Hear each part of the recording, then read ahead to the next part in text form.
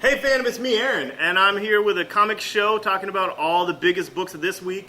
And these last couple weeks have just been the best weeks of my life working in a comic book store. We've had Justice League, which I just loved. We have all these new 52s, which have lap fans coming back that haven't been in here for forever, and they're still coming strong. This week is insane with Green Lantern.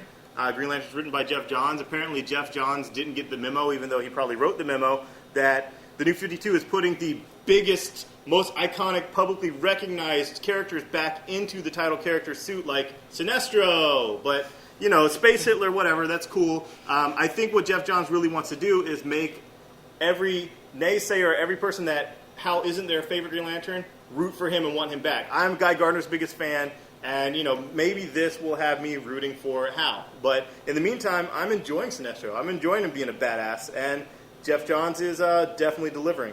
And it is dealing with the repercussions of the Sinestro Corps that, you know, now he's no longer leading, and it's exactly what you'd want. If you were reading Green Lantern, you will love it because it continues right from the War of Green Lanterns. If you weren't reading Green Lantern, it doesn't matter. It's a new #1, it's new 52. You don't have the backstory, you don't need it. If you do want to buy it, I will certainly sell it to you, as will all other comic book stores. Red Lanterns. Why should you get Red Lanterns? Do you like cats? I mean, Jesus Christ, look at this. I mean, everyone likes cats. The internet loves cats. Look at this. This is like, I know there's lolcat, but is there like a rage cat? Like, can we start this? Can we just have lots of pictures of cats raging out and just have rage cats? I mean, that would be. In all honesty, it's written by Peter Milligan, who is a darker writer. He's a Vertigo writer, and you will actually really enjoy this. And I just think that when you have these badass characters like Atrocitus, you really need to pair them up with like a cat or a dog or a dolphin or something that, you know, would make it so they have some tether. But when the tether is a raging kitty cat, that's just even more awesome than Lobo's dog or Lobo's dolphin or whatever. I mean, Atrocitus can kick Lobo's ass any day of the week. So anyway, Batman and Robin. I know I've heard from so many people in here. At first I think they're hitting on me and they're like, oh, they want Dick. And I'm like, I know you want Dick, but Dick was Batman for a long time. We felt Dick out pretty well, and it was cool to have this, you know, lighthearted Batman and a darker Robin. That was definitely a cool dynamic. I mean, you still got the man boy stuff, but it was a lighthearted Batman and a darker Robin. I enjoyed it as much as the next guy, but he's Nightwing again. Bruce is back, and what I'm thinking I'm going to like the most about this is seeing Bruce as a dad, because I just love Bat Dad Thomas in Flashpoint, and I just thought, you know, seeing Bruce in that role as an actual dad with an actual real son that is, you know, crossing the line that he has to keep in check, which, you know, I'm sure all fathers can relate to that with, you know, their kids wanting to get out of line and whatnot. And I really, like, this is what I want from Tomasi the most, is I want Damian just to do something so defiant that Bruce just puts him over his leg and just starts spanking him. That would just have me cracking up so bad. But, yes, you don't have Dick anymore, but it's a father-son thing. It's a whole new dynamic that's rich with new things to explore, and, you know, why keep retreading the same things? Batwoman is still a lesbian. Yeah, you know, Batgirl is walking, but Batwoman's a lesbian. And the greater thing is, like, so if you don't like men, you get to be a woman, but if you still like men, you're a girl. I don't know. I don't know what all these things are. What I do know is this has brilliant art, and I've loved everything about Batwoman. If you haven't read the Batwoman graphic novel that came out before this, you definitely owe it yourself to read that. It was very well written by Rucka. It had the same artist, and Batwoman's a great character, a lot of fun. First appeared in 52. Go back that far. I mean, if you're getting into these DC stuff for the first time as a lapsed fan or a Marvel fan or even just a new fan, some of these things, I mean, really talk to your comic shop, you know, guy or gal and find out, you know, I love Batwoman, what should I get? Well, you should get the graphic novel. If you love Green Lantern, this stuff's still basically in continuity. Batman, if you love Batgirl, get Killing Joke. I mean, it flashed back to that. You'll love it. Or hate it, I don't know. But Spider-Man is awesome. Spider-Man is now black, and this is Marvel's relaunch. Yes, they are relaunching with a safety net, unlike DC. They still have their 616, but these are books. The whole premise is to do things that can't be done in the 616 universe, and they're doing it. Apparently, they can't have a black spider in the 616 universe. They can just have a black costume on a Spider-Man, but now we get the black Spider-Man. And the best thing about this origin story of Miles Morales is that we get to find out who paid for the testing on the spider. All right, who did the testing on the Spider.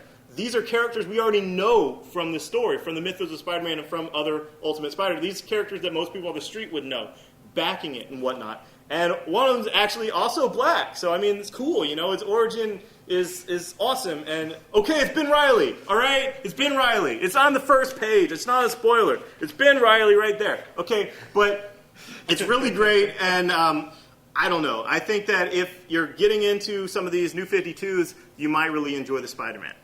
Or you could be racist. I don't know. Fear itself, 6, 5, stuff started happening. There's a huge brawl. And 6 continues that. It continues that slugfest, and it also builds towards 7, and I want 7. Steve Rogers is at his best form since I don't know when, as far as leading and being a badass and talking crap to people. And Tony is actually doing something very, very needed and awesome, making weapons for everyone. And Thor's taking a nap, but it's good. Daredevil, if you haven't read Wade's Daredevil, you should. Wade is a very awesome, underused now comic book writer. I mean, get him where you can. And it has great art. And he's saying, look, all these guys have had, you know, I don't know what's wrong with them, but they kept writing Daredevil darker and darker and darker and make him miserable. He's going to make Daredevil happy. And so Daredevil is trying to be happy in these issues. And also this week, we have the Fear Itself tie-in of New Avengers with Daredevil, written by Bendis. And Bendis used to write Daredevil, so he's kind of like this ex-wife just wanting to, like, get him back and make his life miserable. He sees he's happy with Wade now, and he wants to make him miserable. He's pulling him back onto the Avengers, and he's going to start messing with his life, whatever. So, you know, if you like Daredevil, try the Wade stuff. Optic Nerve is my favorite book that I never talk about because it never comes out. But in all seriousness, it's one of the best written and drawn books out there. It has single-issue stories with fully realized three-dimensional characters with internal conflict. Yes, if you read the description, it sounds boring. It's like horticulture, mistaking identities, but it's one of those brilliant things where the scene's never about what it's about. What they're talking about is never what they're talking about. They're talking about deeper internal meanings of emotion and life and fulfillment and what they're not trying to say you can read through and get if you're smart. So if you like to think, that this book might be for you. And the stories leave you wanting more, but what I found is it leaves it lingering in your mind where you start thinking more and more about what could happen next, and he never gives you that. So it's whatever you want it to be. I love Optic Nerve. I love Adrian Tomine, and you should try it. It's good.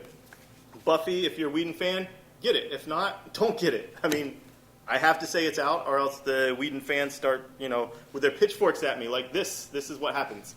But Crossed, yes, it's not Garth Ennis, but I promise you it outcrosses Garth Ennis' Cross. The evil is there before the Crossed happens. It's this incestuous Christian family. I think they started the Tea Party, and then this Cross event happened. So, nothing, came of that. But anyway, if we could just unleash the Cross on Al-Qaeda, dude, it would be all over. It would be awesome. I think that's what his Stitch book's going to be about, Garth Ennis, by Avatar.